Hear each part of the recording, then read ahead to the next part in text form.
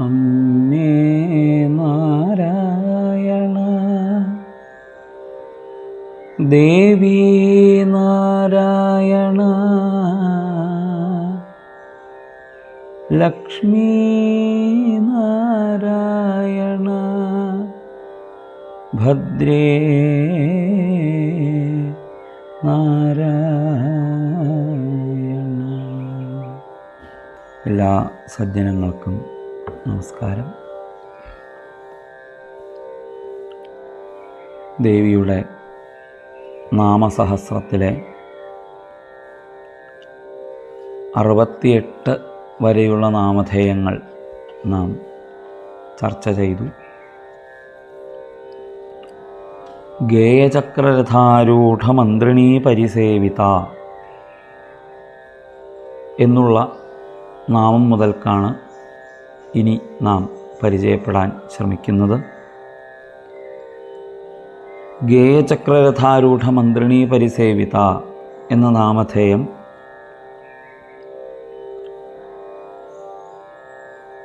ഗേയചക്രസ്ഥം രഥമാരൂഢയാ മന്ത്രിണ്യാ ശ്യാമളാദേവ്യാ പരിതഃ സേവിത.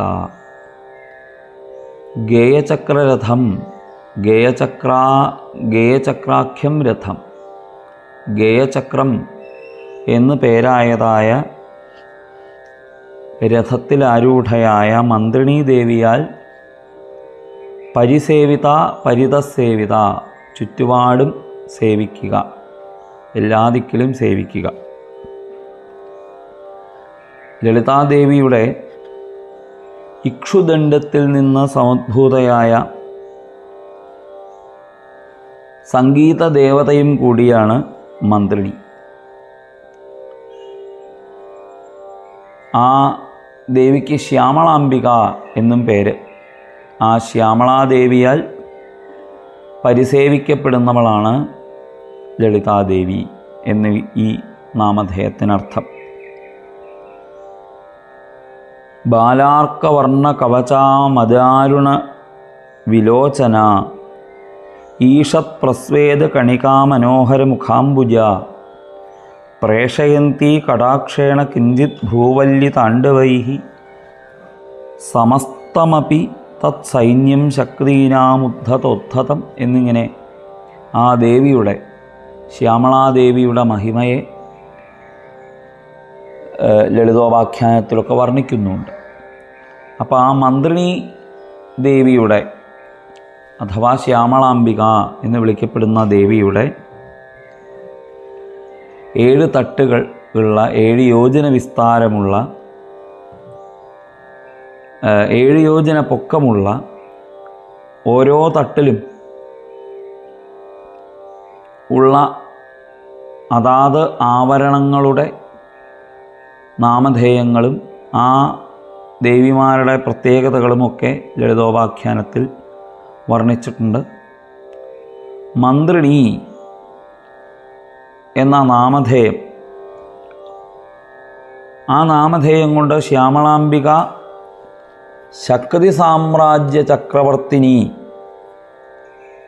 ശക്തി സാമ്രാജ്യത്തിൻ്റെ രാജ്ഞിയായിരിക്കുന്ന ഈ ലളിതാദേവിയുടെ മന്ത്രിസ്ഥാനത്ത് വർത്തിക്കുന്നവളാണ് എന്നും കൂടി വിചാരിക്കാം. ഇനി മറ്റൊരർത്ഥത്തിൽ എല്ലാ ദേവീപരങ്ങളായിരിക്കുന്ന ത്രിപുരസുന്ദരിയായിരിക്കുന്ന ലളിതാദേവിയുടെ സംബന്ധമായി വർത്തിക്കുന്ന എല്ലാ മന്ത്രങ്ങൾക്കും ദേവതയാണ് ശ്യാമളാംബിക, അധിഷ്ഠാന ദേവതയാണ് ശ്യാമളാംബിക എന്ന് വരും. ഗേയചക്രരഥം എന്ന പദം കൊണ്ട് ഗേയങ്ങളായ ചക്രരഥങ്ങൾ അഥവാ ഗേയങ്ങളായ ചക്രങ്ങളുള്ള രഥം എന്ന് അർത്ഥം ചിന്തിച്ചാൽ, വേദങ്ങൾ തന്നെ ചക്രങ്ങളായിരിക്കുന്ന രഥം എന്ന അർത്ഥം കിട്ടും. അങ്ങനെ അർത്ഥം കൽപ്പിച്ചാൽ ആ മന്ത്രിണി എന്നുള്ളൊരു വാക്ക് ആ നാമധേയത്തിൽ ചേർത്തതിൻ്റെ പ്രത്യേകത എന്താണ് എന്ന് ഇവിടെ മനസ്സിലാക്കാൻ സാധിക്കുന്നതാണ്. വിദ്യാശരീരസ്ഫുരത മന്ത്രരഹസ്യം ഇതി സൂത്രേ ഭഗവതാ ശ്രീക്ഷേമരാജേന വിസ്തരേണ സ്ഫുടീകൃതം എന്ന് ഭാസ്കരരായർ പറയുന്നുണ്ട്. അപ്പോൾ വിദ്യാശരീരസ്ഫുരത മന്ത്രരഹസ്യം എന്ന് പറഞ്ഞതുകൊണ്ട് സമസ്ത മന്ത്രങ്ങളുടെയും അധിഷ്ഠാന ദേവതയായിട്ടും വേദജ്ഞാനത്തിൻ്റെ മൂർത്തിയായിട്ടും ഒക്കെ ഈ ഒരു വാക്കിനെ കൊണ്ട് സൂചിപ്പിക്കുന്നു എന്നൊക്കെ അവിടെ അർത്ഥം. ഇനി കിരിചക്രരഥാരൂഢ ദണ്ഡനാഥ പുരസ്കൃത. അപ്പം ഇവിടെ നമ്മൾ ഈ നാമധേയം സ്വീകരിച്ചപ്പോൾ തന്നെ സാധാരണയായിട്ട് ഇങ്ങനൊരു രീതിയിലാണ് നമ്മൾ ചൊല്ലിപ്പോരാറുള്ളത്. കിരിചക്രരഥാരൂഢ ദണ്ഡനാഥ പുരസ്കൃത എന്ന്. അപ്പോൾ അത് ദണ്ഡനാഥ പുരസ്കൃത എന്ന് ഇവിടെ ഭാസ്കരായരുടെ വ്യാഖ്യാന ഗ്രന്ഥത്തിൽ കാണുന്നുണ്ട്. പക്ഷെ ദണ്ഡനാഥയ എന്നതിന് ടിപ്പണി എഴുതിയിട്ടുള്ളതിനാൽ ദണ്ഡനാഥ എന്ന് തന്നെയാണ് വേണ്ടത് എന്ന് വിചാരിക്കണം. കിരിർ വരാഹ. കിരി എന്ന് വെച്ചാൽ വരാഹം എന്നർത്ഥം. കിരിർ വരാഹ കോലപോത്രീ കിരി കിടി ഇത്യമരാത്. കോലമെന്നും പോത്രിയെന്നും കിരിയെന്നും ഒക്കെ കിടിയെന്നും ഒക്കെ വരാഹത്തെ പറയുന്നു. തത് ആകൃഷ്ടാനി വാ ചക്രാണി യസ്യ തം രഥമാരൂഢയാ ദണ്ഡനാഥയാ വാരാഹ്യാഖ്യയാ ദേവ്യാ പുരസ്കൃത സേവിത എന്നതിന് അർത്ഥം. കിരിചക്രം എന്ന് പേരായിരിക്കുന്ന രഥത്തിൽ ആരൂഢയായ ദണ്ഡനാഥയാകുന്ന ദേവിയാൽ പുരസ്കൃതയായവൾ. പുരസ്കൃതാച്ചാൽ മുമ്പിൽ നടന്ന് വഴികാട്ടുന്നതിനാണ് അവിടെ ഉദ്ദേശിക്കുന്നത്. സർവദാ ദണ്ഡപാണിത്വാത് ദണ്ഡനാഥേതി ഗീയത ഇതി ത്രിപുരാസിദ്ധാന്തേ ദണ്ഡനാഥനാമനിർവചനാത് അഥവാ കിരയഃ ഇതി കിരണാഃ സൃഷ്ടയഃ ഇതി യാവത്. ഇദമുപലക്ഷണം സ്ഥിതിലയയോഃ തേഷാം ചക്രം സമൂഹ ഏവ രഥഃ. ദണ്ഡനാഥേന കൃതാന്തേന പുരസ്കൃത ന സ്വാധീനീകൃത. അപ്പോൾ പുരസ്കൃത എന്നതിന് സ്വാധീനീകൃതയല്ലാത്തവൾ എന്ന് ഒരർത്ഥം കൽപ്പിക്കുമ്പോൾ ദണ്ഡനാഥേന, ദണ്ഡനാഥൻ എന്ന് വെച്ചാൽ ദണ്ഡം ആയുധമായിട്ടുള്ള ആൾ യമൻ എന്നർത്ഥം. അപ്പോൾ ഇവിടെ ഒരു വ്യാഖ്യാനം പറയുന്നത് കിരി എന്നതിന് കിരണങ്ങൾ, സൃഷ്ടികൾ എന്നർത്ഥം പറയുന്നു. അപ്പോൾ അങ്ങനെ ഒരർത്ഥം ചിന്തിക്കുകയാണെങ്കിൽ കിരിചക്രം എന്നതിന് സൃഷ്ടിസ്ഥിതി ലയങ്ങളാകുന്ന സംസാരചക്രം, ആ സംസാരചക്രത്തിന് നാഥനായിരിക്കുന്നത് ദണ്ഡനാഥനെ പുരസ്കരിച്ചവൾ, ആ ദണ്ഡനാഥനാകുന്ന യമനെ യമനാൽ സ്വാധീനിക്കപ്പെടാത്തവൾ എന്നൊരർത്ഥമാണ് അവിടെ മറ്റൊരു തരത്തിൽ പറഞ്ഞു കാണുന്നത്. അപ്പോൾ അതുകൊണ്ടായിരിക്കാം ഈ ദണ്ഡനാഥ പുരസ്കൃത എന്നൊരു രചന ഉണ്ടാവാൻ സാധ്യത. ഏതായാലും സാമാന്യേന സ്വീകരിക്കപ്പെട്ടിരിക്കുന്ന വ്യാഖ്യാനമനുസരിച്ച് കിരിചക്രരഥാരൂഢ ദണ്ഡനാഥാ പുരസ്കൃത എന്നാണ്. കാരണം ഇതുവരെയും പറഞ്ഞു വരുന്നത് ദേവിമാരെ കുറിച്ചാണ്. അപ്പോൾ ആ പൂർവാപര സംബന്ധം കൊണ്ട് മന്ത്രിണീ പരിസേവിത എന്നൊക്കെ നേരത്തെ ഉപയോഗിച്ചിട്ടുള്ളത് കൊണ്ട് ദണ്ഡനാഥ പുരസ്കൃത എന്ന പാഠമായിരിക്കും യുക്തി. പഞ്ചതന്മാത്ര സായകങ്ങളിൽ നിന്ന് ഉദ്ഭവിച്ച വാരാഹി എന്ന ദേവി ശക്തിസേനയുടെ ആധിപത്യം വഹിക്കുന്നു. അധികാരമുദ്രയായിട്ട് ദണ്ഡും കയ്യിൽ പിടിച്ചിട്ടുണ്ട്. അപ്പോൾ ആ ദണ്ഡപാണിത്വാൽ ദണ്ഡനാഥ എന്ന് പറയുന്നു എന്ന് നേരത്തെ അവിടെ നമ്മൾ പറഞ്ഞുവല്ലോ. സർവദാ ദണ്ഡപാണിത്വാത് ദണ്ഡനാഥേതി ഗീയത്തെ എന്ന് പറഞ്ഞുവല്ലോ. പിന്നെ വരാഹങ്ങളാൽ ചുറ്റപ്പെട്ടത്, വരാഹങ്ങളാൽ വലിക്കപ്പെടുന്നത് എന്നൊക്കെ കിരിചക്രം എന്ന വാക്കുകൊണ്ട് അർത്ഥമാക്കുന്നു. വരാഹാകൃതിയിലുള്ള ചക്രം കിരിചക്രം എന്ന് മറ്റും വ്യാഖ്യാനം. 5 തട്ടുകൾ 6 യോജന പൊക്കം ഒക്കെയുള്ളതായ ഈ കിരിചക്രത്തിൻ്റെ പിന്നെ പർവ്വങ്ങളും ആവരണ ദേവതകളുമൊക്കെ പല ഭാഗങ്ങളിലായിട്ട് ലളിതോപാഖ്യാനത്തിൽ വർണ്ണിച്ചിട്ടുണ്ട്.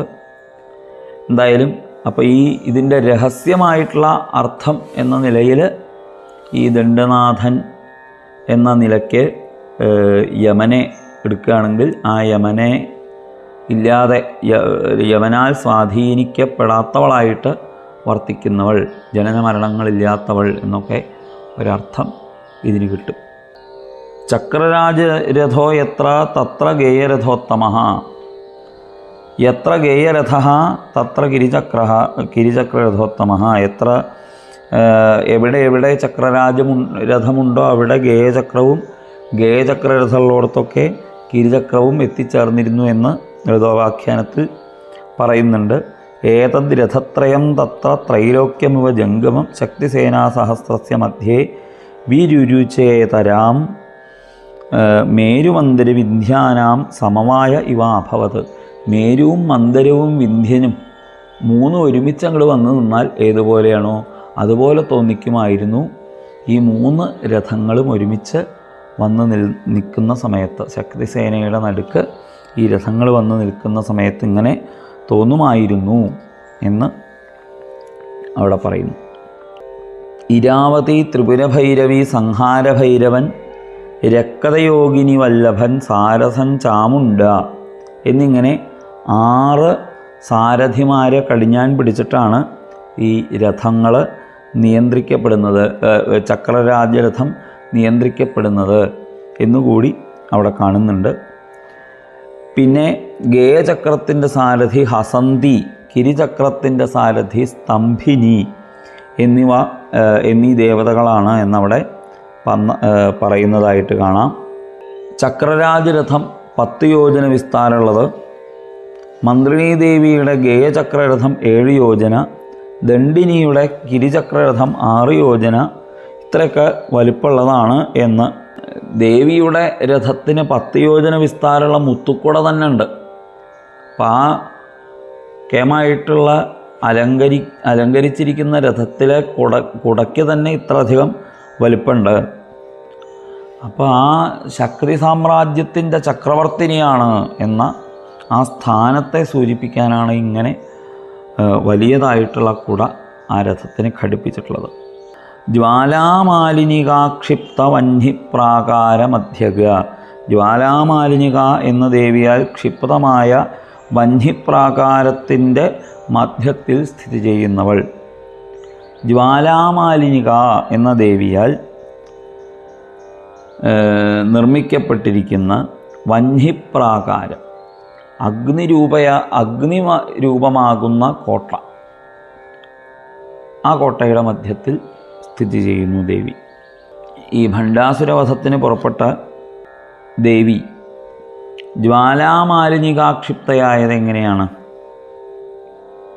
യുദ്ധത്തിൽ ജയിക്കാൻ കഴിയാണ്ട് വന്ന സമയത്ത് ഈ ഭണ്ഡാസുരൻ കൂടം കൊണ്ട് യുദ്ധം ചെയ്ത് ദേവിയെ തോൽപ്പിക്കും. കൂടം എന്ന് പറഞ്ഞാൽ ഒരു തരം ആയുധം എന്നർത്ഥം. ദേവി അങ്ങനെ തോൽപ്പിക്കാൻ പരിശ്രമിച്ചു. എല്ലാ ധാർമ്മികമായ യുദ്ധരീതികളെയും വിട്ട് ഭണ്ഡാസുരൻ്റെ സൈന്യം അർദ്ധരാത്രി കൂരാക്കൂരിരുട്ടത്ത് ദേവിയുടെ ചക്രരാജരഥത്തെ ആക്രമിക്കാൻ ശ്രമിച്ചു.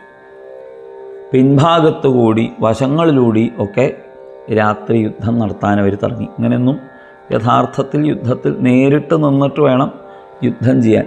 അപ്പോൾ അതൊക്കെ തെറ്റിച്ച് അർദ്ധരാത്രി സമയത്ത്, സന്ധ്യ കഴിഞ്ഞാൽ പിന്നെ യുദ്ധം പതിവില്ല, അർദ്ധരാത്രി സമയത്ത് യുദ്ധത്തിന് വന്നു.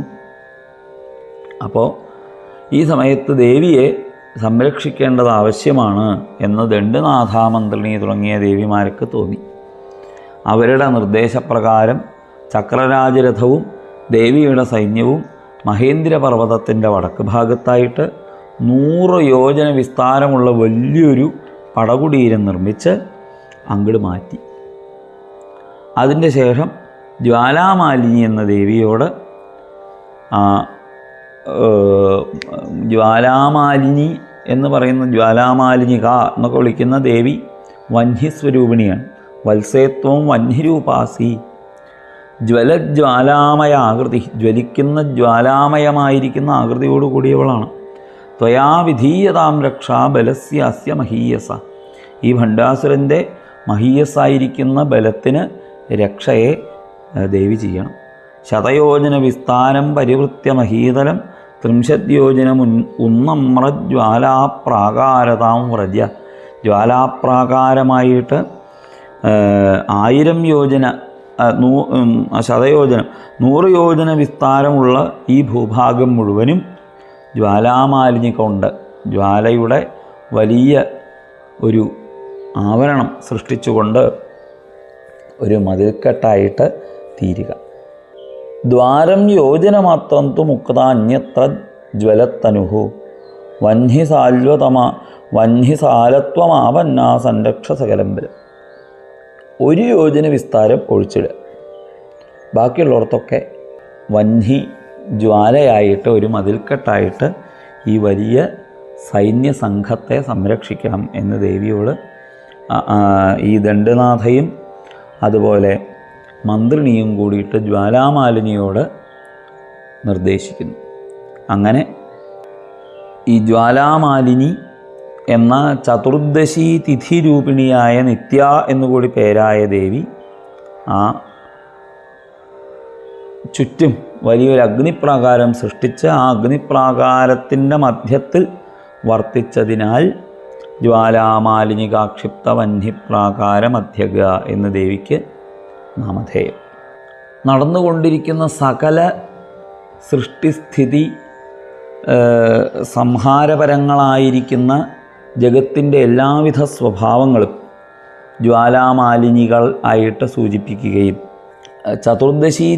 ചതുർദശി തിഥി രൂപിണിയായിരിക്കുന്ന നിത്യാദേവി എന്നതുകൊണ്ട് ആ തിഥിയുടെ ദേവത തന്നെ കാലസ്വരൂപിണി എന്ന് കണക്കാക്കി കാലഗതിയിൽ നടക്കുന്ന സകല പ്രവർത്തനങ്ങൾക്കും കാരണഭൂതയാണ് എങ്കിലും ആ കാലത്തിനനുസരിച്ച് നടക്കുന്ന സകല സംഗതികളിലും പ്രവേശിച്ചുകൊണ്ട് ഞാൻ അവയിലൊക്കെ ബന്ധപ്പെട്ടിരിക്കുന്നവളാണ് എന്ന് തോന്നിച്ചുകൊണ്ട്, എന്നാൽ വിമുക്തയായിട്ട് ആ സകല ലോക കോലാഹലങ്ങളുടെയും മധ്യത്തിൽ നിത്യയായി ചൈതന്യവതിയായിട്ട് വർത്തിക്കുന്നവളാണ്, മുക്തയായി വർത്തിക്കുന്നവളാണ് ദേവി എന്നവിടെ അർത്ഥം. ഇങ്ങനെയൊക്കെ ഇനി ഇതിന് താന്ത്രികമായിട്ട് വേറെ അർത്ഥം ഒക്കെ പറയുന്നുണ്ട്. ഭണ്ഡസൈന്യവധോദ്യുക്ത ശക്തി വിക്രമ ഹരിഷിത എന്നാണ് അടുത്ത ഒരു നാമധേയം. ഭണ്ഡാസുരൻ്റെ സൈന്യത്തെ വധിക്കാൻ ഉദ്യുക്തരായ ശക്തികളുടെ വിക്രമത്തിൽ ഹരിഷിതയായവൾ, സന്തോഷിച്ചവൾ. ദേവിയുടെ ശക്തിസേന, ഭണ്ഡാസുരൻ്റെ ഭണ്ഡസേന, ഇത് രണ്ടും തമ്മിൽ അതിഗംഭീരമായ യുദ്ധം. അപ്പോൾ ആ ദേവിയുടെ സേനയിൽപ്പെട്ട ശക്തികൾ ഭണ്ഡസൈന്യത്തെ നിശേഷം നശിപ്പിച്ചുകൊണ്ടിരിക്കുകയാണ്. അപ്പോൾ അവരുടെ ആ പരാക്രമത്തിൽ സന്തുഷ്ടയായി വർത്തിക്കുന്നവൾ എന്ന് അർത്ഥം. നിത്യാപരാക്രമാടോപനിരീക്ഷണ സമുത്സുക, നിത്യകളുടെ പരാക്രമാടോപത്തെ നിരീക്ഷിക്കുന്നതിൽ സമ്യക്കാകും വണ്ണം ഉത്സുകയായവൾ. തിഥിദേവതകളാണ് നിത്യകൾ. അപ്പോൾ നേരത്തെ നമ്മൾ ചതുർദശി തിഥി പരയായിരിക്കുന്ന ദേവിയെക്കുറിച്ച് പറഞ്ഞുവല്ലോ. അതായത് ജ്വാലാമാലിനി എന്ന ദേവി ചതുർദശി. ഇതുപോലെ ഓരോ തിഥിക്കും ഓരോ ദേവതകൾ. അപ്പോൾ ആ നിത്യകളാകുന്ന ദേവതമാർ ഭണ്ഡ് സൈന്യത്തിലുള്ള ഓരോരുത്തരെയും താങ്കളുടെ പരാക്രമം കൊണ്ട് ഇല്ലാതെയാക്കുന്നത് കണ്ട് ഉത്സുകയായിരിക്കുന്നവൾ. അപ്പോൾ 15 നിത്യകളാണ് ഉള്ളത്. ത്രിപുരസുന്ദരിയായിരിക്കുന്ന ദേവി, ആ ദേവിയെയും കൂടി 16 നിത്യമാർ എന്ന് പറയാം.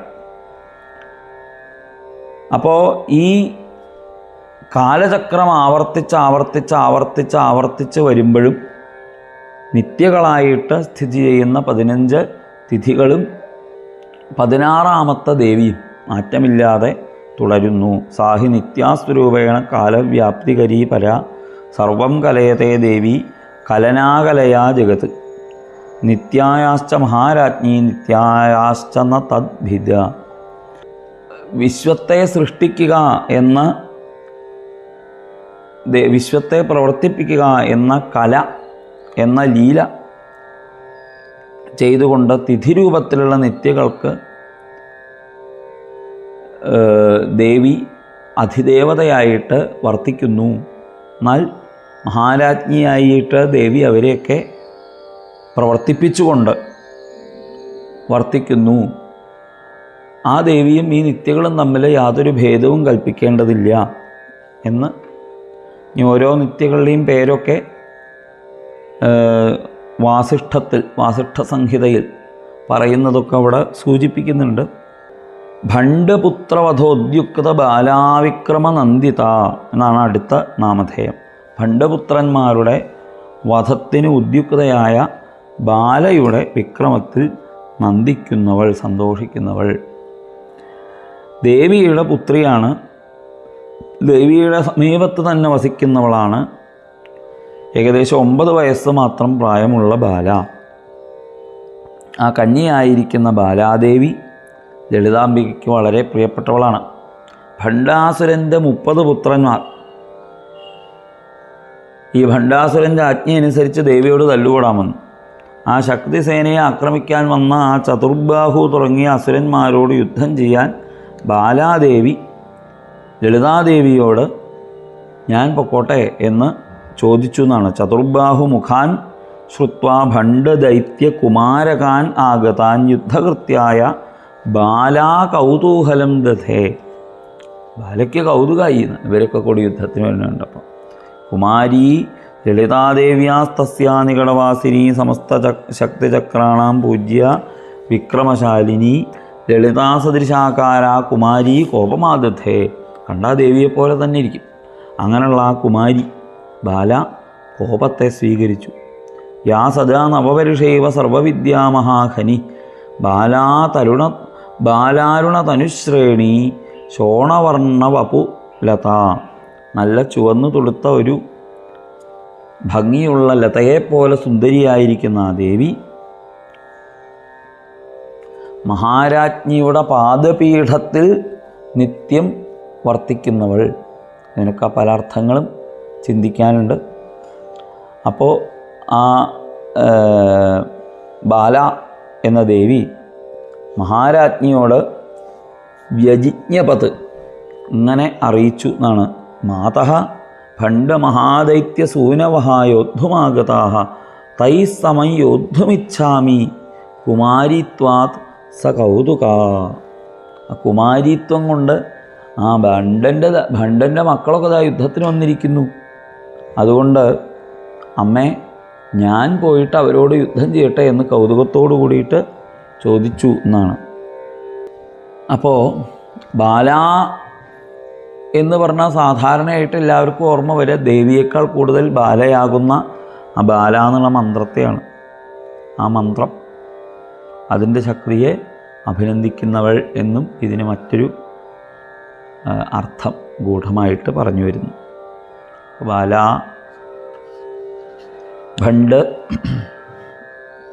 ഭണ്ഡ് സൈന്യവധോദ്യുക്ത ബാലാവിക്രമ നന്ദിത എന്നതിന് അങ്ങനെയൊരു അർത്ഥം. ഇനി അടുത്ത ഘട്ടത്തിൽ ബാക്കി ചിന്തിക്കും.